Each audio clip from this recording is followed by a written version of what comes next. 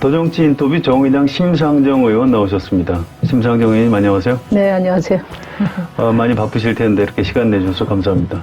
심상정 의원이 국회 정치개혁특위 위원장에 내정됐다 이런 기사를 본 지 지금 한참 되는 것 같은데 아직 구성이 안 된 것 같습니다. 지금 어떤 상태인가요?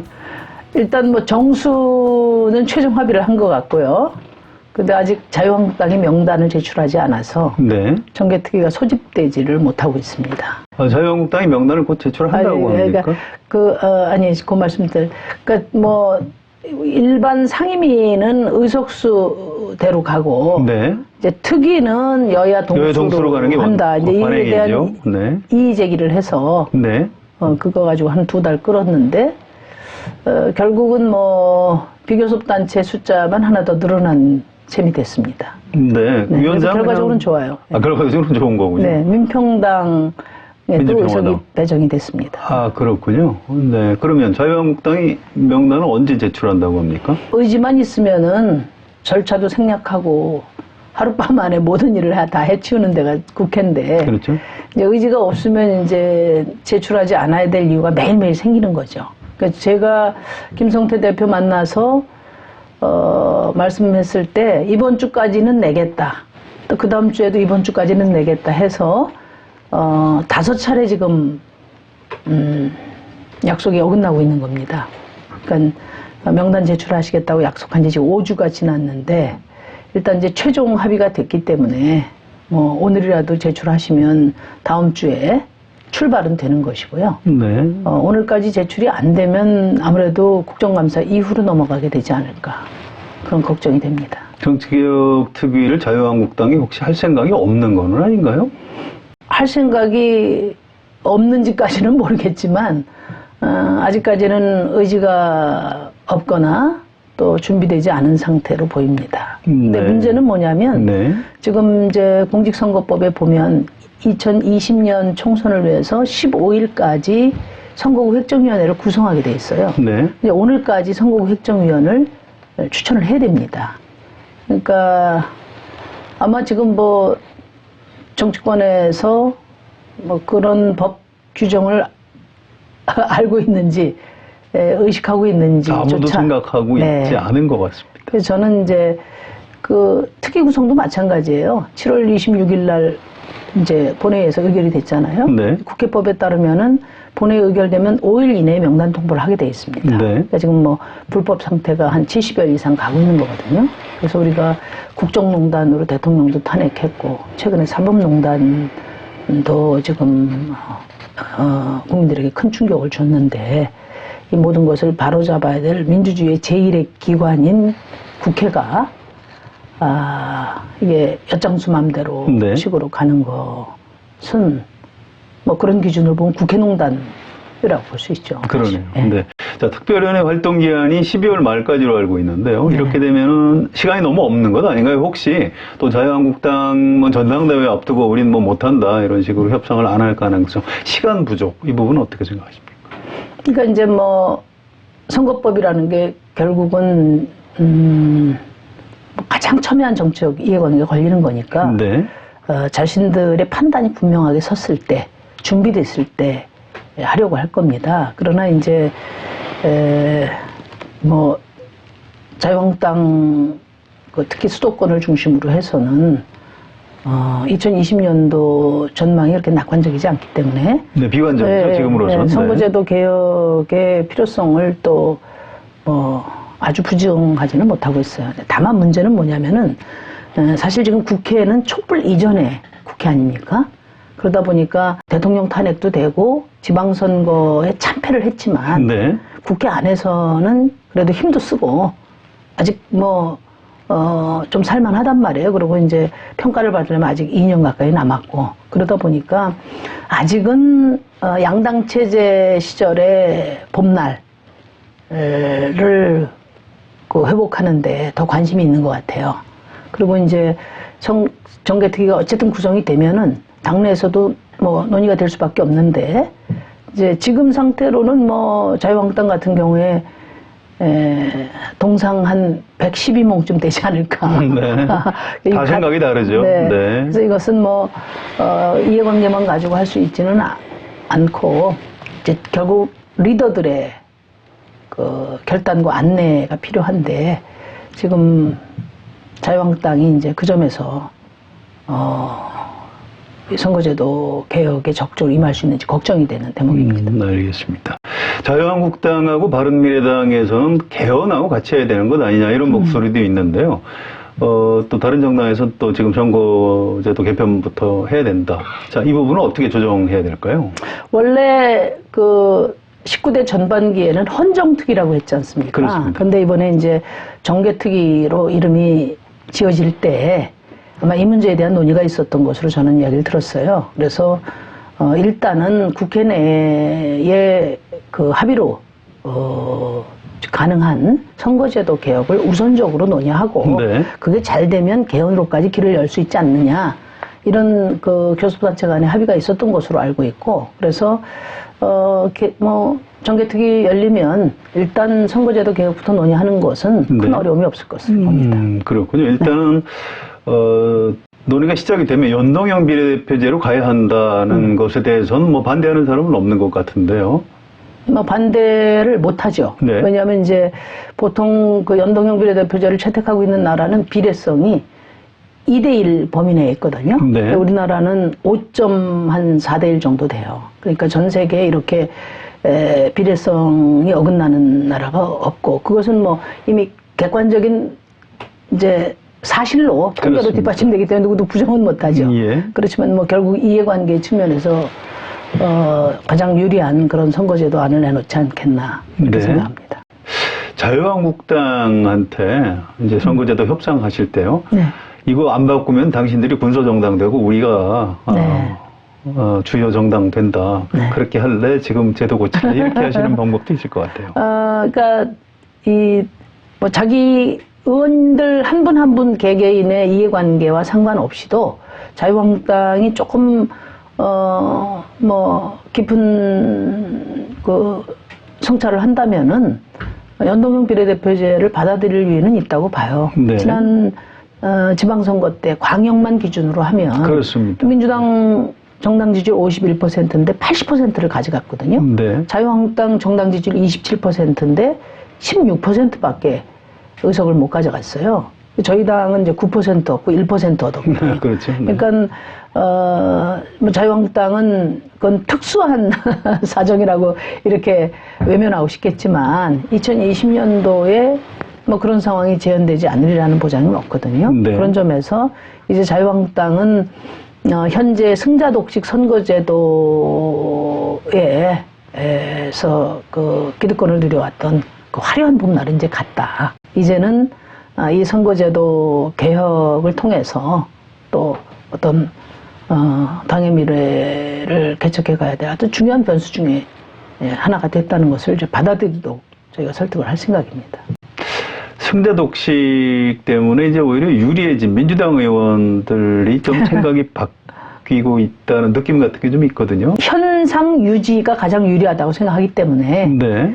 뭐 다 소극적일 거예요. 그거는 뭐 인간이라면 누구나 계산할 수 있는 이해관계인데 그래도 저는 뭐 대통령께서 확고한 의지를 가지고 계시고 또 이해찬 대표가 최근에 영거포 선거제도에 대해서 이전보다는 제 생각에 좀 전향적인 입장을 이야기를 하셨기 때문에 조금씩 바뀌고 있죠. 네, 그래서 대통령과 또 당 지도부가 확고하게 입장을 견지하면은 저는 뭐 민주당 의원들이 거기에 반기를 들기는 어려울 것이다 이렇게 생각합니다. 알겠습니다. 어쨌든 연동형 비례대표제로 선거제도를 바꾸기 위해서는 지역구 의원들은 그 숫자를 그대로 좀 두고 비례대표 의원 숫자를 늘리는 방안밖에 현재 가능할 것 같지 않다 이런 얘기들을 많이 하는데요. 의원 정수 문제는 아무래도 국민들 저항이 좀 너무 큰 것 같습니다. 지금 현재는 이제 더불어민주당 같은 데는 네. 뭐 대통령 공약이기도 하고 당의 공약이었기 때문에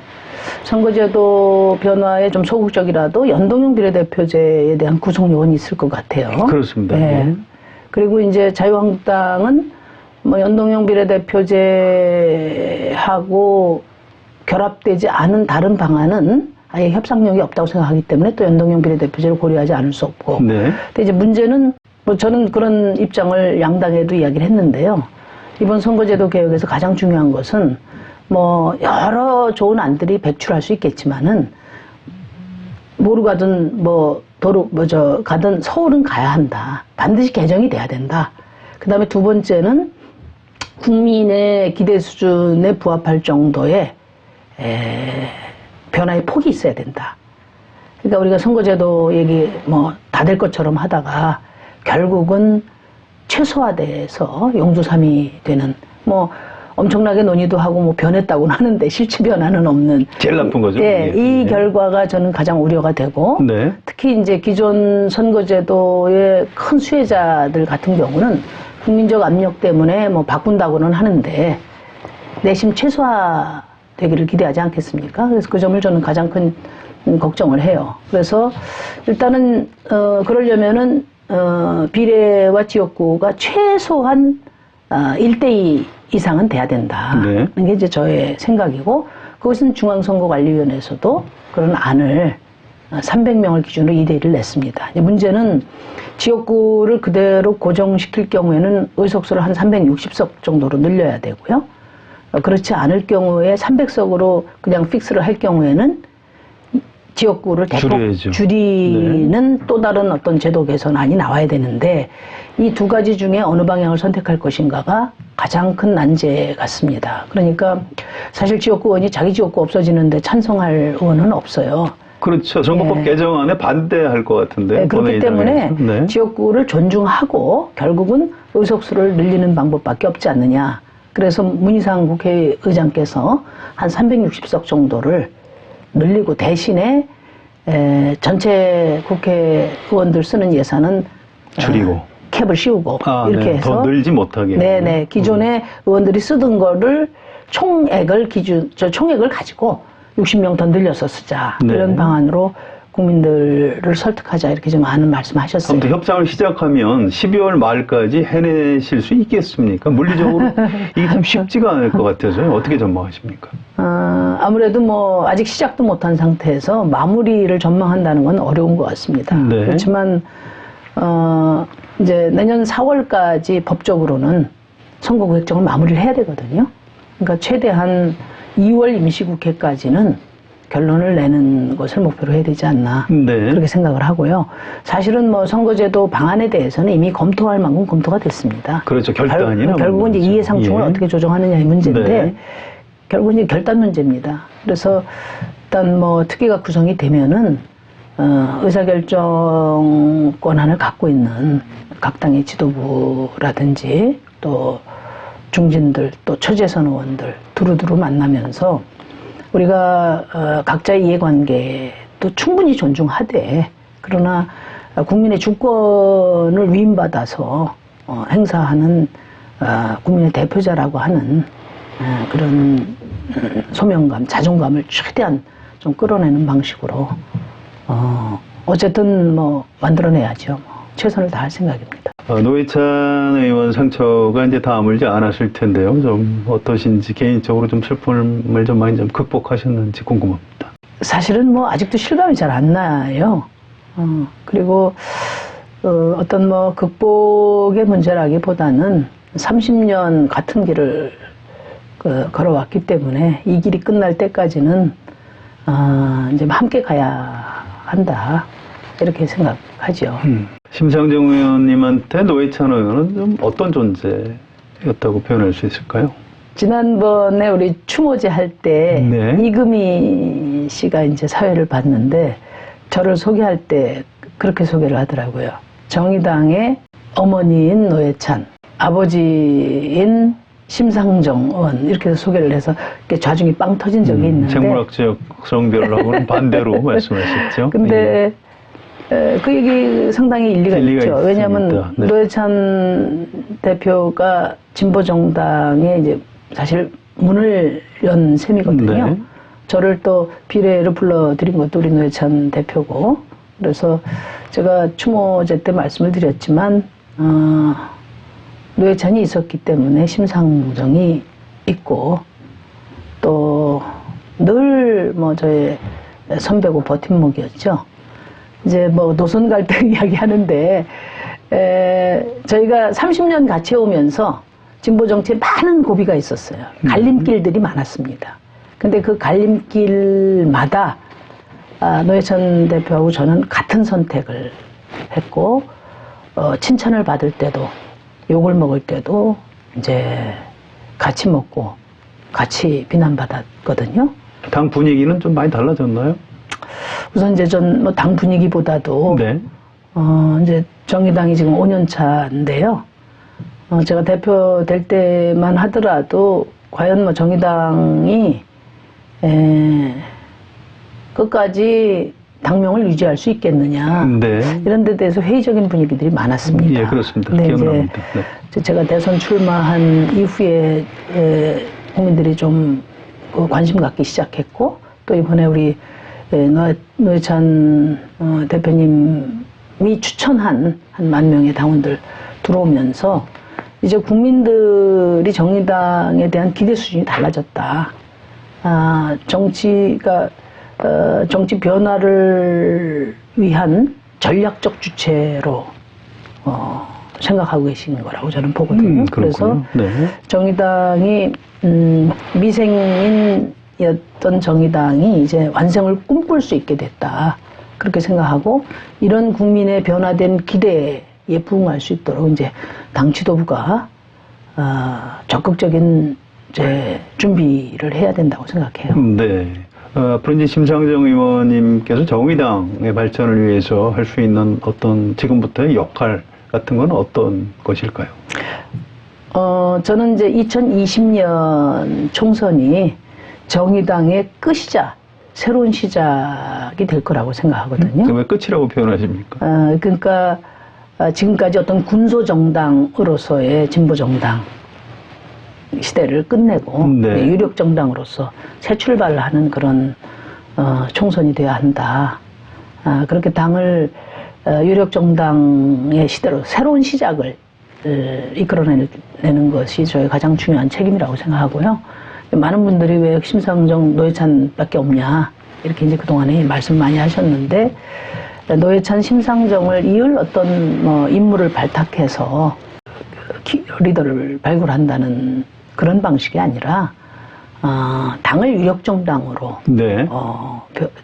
변화시켜서 많은 후배들이 서로 경쟁하고 성장할 수 있는 그런 정치적 풀을 만드는 것이 중요하다 그렇게 생각합니다. 그래서 이제 정의당을 메이저리그로 끌어올려서 네. 많은 유능한 그런 정치인들이 우리 당 정치인들이 메이저리거로 이렇게 참여할 수 있도록 그렇게 만들어서 진보 정치의 황금 세대를 만들어내는 거, 그게 제가 해야 될 소명이 아닌가 그렇게 생각합니다. 그렇게 하시려면 2020년 총선에서 몇 석 정도 해야 될까요? 저희가 제1야당을 목표로 하고 있습니다. 제1야당 목표로 하고 계시고요. 왜냐하면 그것은 저희 정의당만의 어떤 목표라기보다는 정치 변화를 열망하는 국민의 기대라고 보거든요. 네. 지금 이제 민주당은 2022년까지 집권 여당을 유지할 텐데요. 그렇게 될 때 민주당과 제1야당이 자유한국당인 대한민국 정치 체제와 집권당 민주당과 제1야당 정의당인 대한민국 정치 체제 중에 국민 여러분 선택해 주십시오. 저희 그렇게 말씀드릴 생각이고, 네. 적어도 2020년 총선은 제1야당을 누구로 할 건가를 선택하는 선거다. 저는 그렇게 생각합니다. 그래서 대한민국 정치의 변화를 위해서도 국민의 기대에 부응하는 사회개혁을 위해서도 정의당이 제1야당이 되는 것이 가장 국민 기대에 부응하는 빠른 방법이라고 저는 확신하고 있기 때문에 저희가 그 일을 반드시 해내야 된다 이렇게 생각합니다. 3차 남북 정상회담 보시면서 가장 좀 인상적인 장면이 있다면 어떤 걸 꼽을 수 있을까요? 아무래도 그 능라도 경기장 15만 시민들 앞에서 연설이거든요. 네. 그거는 김정은 위원장이 비핵화가 통집권자의 어떤 의지, 말하자면 우리식으로 하면 정략적인 어떤 의지를 넘어서서 국가 전략이다. 네. 이것을 만천하에 확인한 아주 담대한 장면이라고 봐요. 그래서 저는 그 능라도 경기장에서 문재인 대통령께서 연설을 하신 것은 김정은 위원장의 비핵화 의지를 더 이상 의심할 수 없는 그런 증표가 됐다. 그렇게 생각하고 아주 자신만만한 그런 담대한 그런 장면이었다고 봅니다. 네. 북한하고 미국 관계, 이제 폼페이오 장관이 곧 북한 방문하는데요. 좀 낙관적으로 보십니까? 좀 조심스럽게 보십니까? 어떻습니까? 뭐 큰 틀에서는 저는 뭐 기본적으로 낙관적으로 보고요. 네. 구체적인 성과도 연결이 될 것으로 이렇게 기대를 합니다. 그동안에 뭐 로켓맨에서 네, 그 서로 전쟁 파괴시켜야 할 그렇습니다. 대상으로 하다가 예. 요즘에는 뭐 연애하는 사이가 돼버렸지 않습니까? 그러니까 당분간은 어쨌든 트럼프 대통령과 김정은 위원장이 서로 사랑할 수밖에 없는 그런 뭐 구조적 조건이 있다고 봐요. 그래서 서로 뜨거울 때 옥동자를 빨리 낳도록 뭐 그런 관점에서 문재인 대통령이 아주 잘하고 계시다. 알겠습니다. 한 가지 걱정이 말이죠. 김정은 위원장이 이제 뭐 답방을 네. 한다거나 하면 우리 남쪽 안에서 이제 아주 반대를 또 하는 그런 분들이 당연히 있을 수밖에 없는데 이제 자유한국당에서 어떤 태도를 취할지 좀 전 개인적으로 상당히 좀 궁금합니다. 네. 지난번 평창 동계올림픽 때처럼 또 뭐 어디 나와서 반대 시위에 가담을 하는 건 아닌지 이런 부분이 있는데 아무튼 국내 이제 보수 정당에서 이 한반도 정세 변화에 대해서 좀 어떤 태도를 취해야 된다고 보시는지요? 일단 뭐 예를 들면 태극기 부대 같은 데서 뭐 일부 격렬한 그런 뭐 시위 같은 것도 할 거라고 봅니다. 그렇죠. 예상이 근데 되죠. 이제 네. 아무리 극단적인 생각이나 사람들이라도 배제하지 않는 게 민주주의고 다만 주변화시키는 거죠. 네. 근데 그런 점에서 보면 저는 뭐 큰 염려를 하지 않는 것이 이미 이런 반복 냉전적 사고는 우리 사회에서 이미 주변화됐다. 문재인 대통령이 남북 정상회담이나 또 남북 관계 개선을 위한 큰 어떤 역할을 하실 때마다 여론조사가 거의 지지율이 한 80% 정도 나왔단 말이에요. 그렇죠. 이번 남북 정상회담도 예, 그렇습니다. 지상파 3사 여론조사를 평균하면 80%가 넘습니다. 그러니까 그 얘기는 보수든 진보든 남북 평화, 한반도 평화 체제는 이미 확고부동한 국민적 합의다 하는 것을 보여주는 거거든요. 그래서 뭐 화면에는 굉장히 강렬하게 뭐 여러 시위 현장이 나오겠지만은 그러나 대한민국에서는 이미 주변적인 인식이다. 문제는 이 주변적인 인식이 국회, 그러니까 의사결정에 영향을 미치는 국회에 과다대표되어 있다는 게 문제인 거죠. 네. 네, 그래서 자유한국당이 착각하면 안 된다고 보고요. 아마 뭐 여론에 따라 처신이 달라질 수 있지 않을까. 그래서 정부 여당에서도 좀 세심한 배려를 하고 또 자유한국당에서도 이제는 이제 냉전 보수가 아니고 평화 보수로의 전환이 자유한국당의 미래에 결정적인 그 분기점이라는 것을 인식하는 것이 필요하다는 생각을 합니다. 예. 뭐 궁극적으로는 이제 20년도에 우리 국민들의 아주 일부의 견해가 국회에 과다하게 이렇게 대변되는 일을, 이런 불균형을 민심과 동떨어진 국회 구성을 바꿔주셔야 되죠. 자, 문재인 정부의 경제 정책에 대해서 이제 이런저런 비판이 많고요. 특히 이제 양쪽으로부터 다 비판이 있는 것 같은데요. 아무튼 뭐 최저임금 인상, 또 소득주도 성장론 이런 걸 비판하는 시각도 있고요. 또 이제 좀 더 과감하게 왜 못하느냐 이제 이런 비판도 있는데 아무튼 문재인 정부가 지금 경제 정책에서 뭘 잘못하고 있는 거라고 보십니까? 이제 소득주도 성장은 이제 사실은 뭐 민주당보다도 이제 저희가 먼저 주장을 했던 것인데 또 반드시 이 시대에 필요한 말하자면 경제 전략의 전환이죠. 패러다임 전환이고 새로운 트랙을 만드는 일입니다.